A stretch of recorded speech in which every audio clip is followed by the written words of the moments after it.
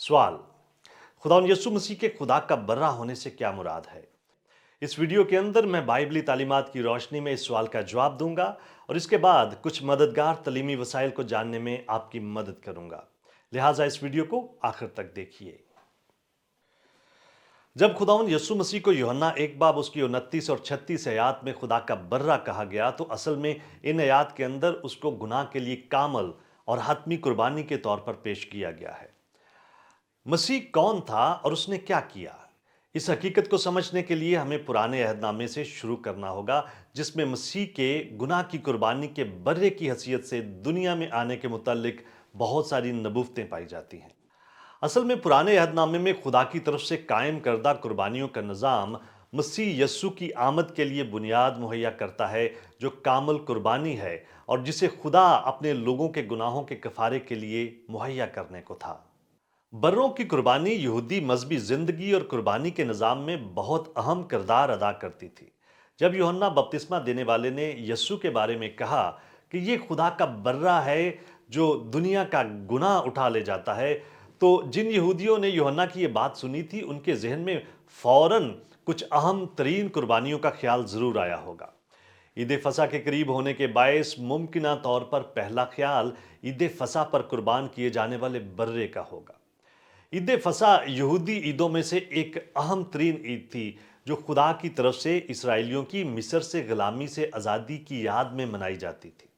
हकीकत में फसा के बरे का कुर्बान किया जाना और उसके खून का दरवाज़ों की चौखटों पर लगाया जाना सलीब पर मसीह के कफारे की एक खूबसूरत तस्वीर कशी है।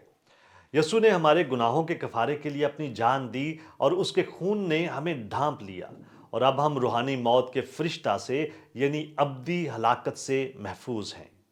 यरूशलेम की हैकल में हर रोज बर्रों की कुर्बानी चढ़ाई जाती थी और ये एक अहम कुर्बानी थी। हैकल में लोगों के गुनाहों के लिए एक बर्रा सुबह और एक बर्रा शाम को कुर्बान किया जाता था। रोजमर्रा की कुर्बानियों और इन जैसी दीगर कुर्बानियों का मकसद इसराइलियों को सिर्फ सलीब पर मसीह की कामल कुर्बानी की तरफ मतवज्जो करना था। हकीकत में सलीब पर मसीह की मौत के वक्त और हैकल में शाम की कुर्बानी के वक्त में काफ़ी ज़्यादा मुताबिकत पाई जाती है।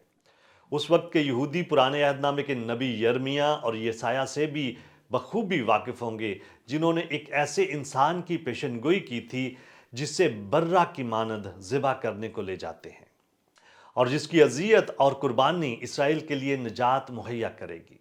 यकीनन वो यस्सु मसीह खुदा के बर्रे के अलावा और कोई शख्स नहीं था।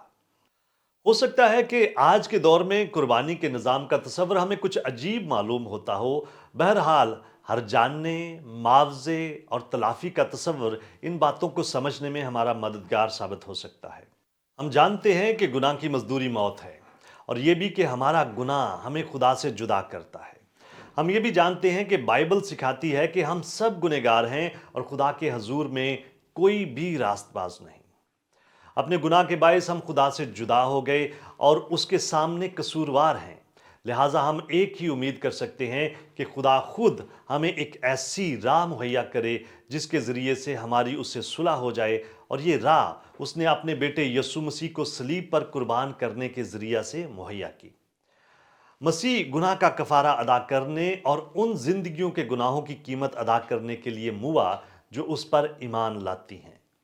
गुनाह के लिए मसीह की सलीब पर कामल कुर्बानी और 3 दिन के बाद मुर्दों में से उसके जी उठने ही के बायस ये मुमकिन हुआ कि हम उस पर ईमान लाकर हमेशा की जिंदगी हासिल कर सकें। यह हकीकत अंजील की शानदार खुशखबरी का एक अहम हिस्सा है कि खुदा ने खुद हमारे गुनाहों के लिए कफारा मुहैया किया, और ये बात पहला पतरस उसके 1 बाब 18 से 21 आयात में बड़े वाज़िया तौर पर बयान की गई है।